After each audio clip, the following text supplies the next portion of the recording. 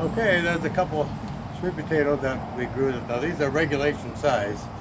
There are a lot of small ones, but these look pretty good. So we'll go ahead and see if we can find some more in there.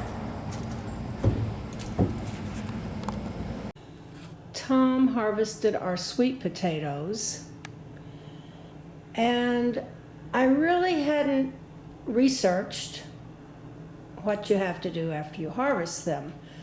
So we were kind of in a panic when we found out that you have to keep them at 85 degrees and 80% humidity and cure them for about 14 days.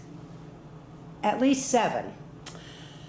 So he ran to Lowe's and picked up a couple of long clear plastic boxes.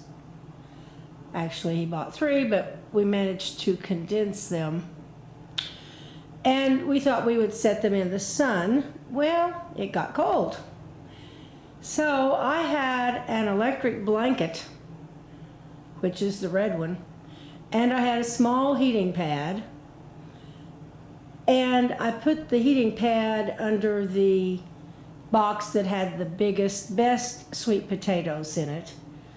And it's not perfect. I cannot keep it consistent. But I put a glass fruit jar in the middle of each of them with some water in it. So time will tell on this. The electric blanket actually does a pretty good job. So if you're in a pinch, you might try this. Tom has ordered one of those seed starting mats, but it won't be here for a few more days. But it is going to get colder, so we will let you know if this worked or not. Okay, we are done harvesting sweet potatoes. Here is 2 days worth, Sunday and Monday. And they're a lot easier to grow than they are to get them ready to be eaten. And the reason I say that, well, Brenda was doing a lot of research on these things, and they have to be at a certain temperature, certain humidity afterwards, so they sweeten up. So we had an idea to get these bins, these white bins here, and then go ahead and put the sweet potatoes in there and create an environment that they'll sweeten up. Well, you want to keep some humidity in there, so we tried putting some water into a smoker foil container, and that didn't work real well because they started to leak. And the rule is that you do not want to store these sweet potatoes when they're wet. They'll get moldy and won't work.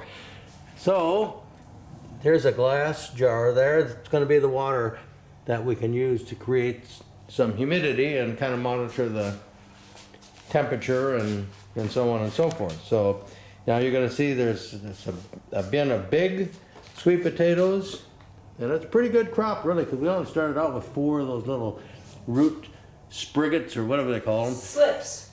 Slips. Oh yes, slips. And here's the smaller ones. Smaller ones are just as good. You just bundle them up when you put them in tin foil, and you can do whatever you want to do for them. But they're just as good as the big ones.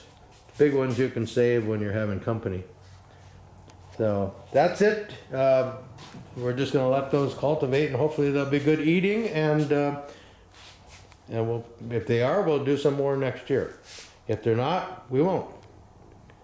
I'll just add that you should really go ahead and get a thermometer with a humidity reading there. You can see the big one is the temperature, and then the smaller one is the humidity, and you want to kind of keep that at around, really ideally about 80 degrees initially for a couple of weeks if you can, and then that humidity should be up around 80% as well, which is quite a bit. But if you can get one of those, that'll help you. It might be a little less or a little more than 80 here and there, but the other thing that you just want to make sure you have ventilation.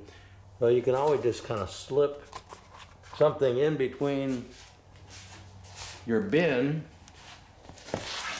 and the cover for the bin, because you want to kind of keep them covered. If you're going to heat these up, you want to make sure the heat stays in there. So that's about it. So hope you enjoyed the video.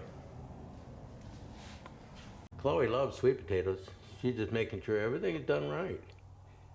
She does love sweet potatoes, and that is the main reason that we planted them, because it's hard to get good sweet potatoes. But I'm not sure if these will turn out, since we had our problem with the leaking pans. If not, we'll just have to buy them again this year.